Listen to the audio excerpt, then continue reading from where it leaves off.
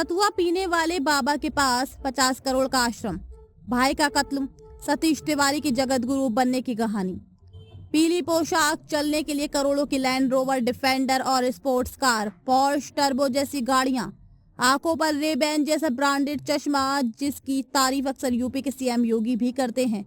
हम बात कर रहे हैं बुंदेलखंड के ललितपुर के छोटे से गांव मसौरा से निकले सतीश तिवारी की। सतीश पहली बार दीक्षा लेने के बाद संतोष दास बन गए।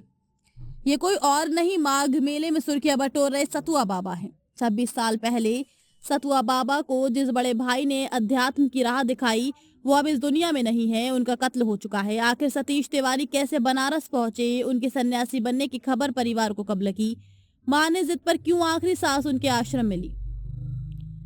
ललितपुर जिला मुख्यालय से महज 6 किलोमीटर की दूर नेशनल हाईवे 44 से सटा मसौरा गांव है। यहाँ रहने वाले शोभा राम तिवारी और उनकी पत्नी राजा बेटी तिवारी की 4 संतानों में सतीश तिवारी उर्फ सतुआ बाबा सबसे छोटे हैं। सबसे बड़े महेश तिवारी, फिर नीरज और उमेश तिवारी हैं। महेश तिवारी अब इस दुनिया में नहीं है, 2007 में उनका कत्ल हो चुका है। महेश ही वो शख्स थे जो सतीश तिवारी को ललितपुर से बनारस आश्रम ले गए थे। सतीश तिवारी उर्फ सतुआ बाबा के बड़े उमेश तिवारी ने बताया कि ये साल 2000 की बात थी, वे 9वीं पास हो चुके थे। तब उनकी उम्र बामुश्किल 13 साल थी।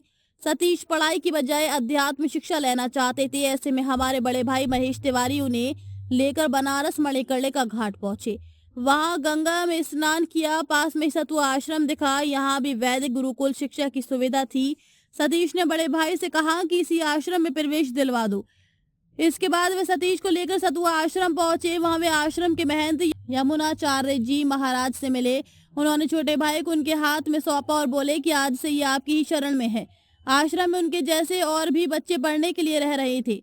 जल्दी महंत के प्रिय शिष्यों में शामिल हो गए। उमेश तिवारी कहते हैं, आश्रम में प्रवेश मिलने के बाद में सतीश घर आते रहते थे। धार्मिक ग्रंथों में जल्दी ही वे पारंगत हो गए। उनकी प्रतिभा से महंत भी प्रभावित थे। जल्दी वे उनके प्रिय शिष्यों में शामिल हो गए। बात 2005 की रही होगी। एक दिन सतीश तिवारी का फोन आया, बोले कि मैं संन्यास ग्रहण कर रहा हूँ। उनकी बात सुनकर मुझे हंसी आई और मैंने उस बात को उतने ही हल्केपन से अनसुना कर दिया।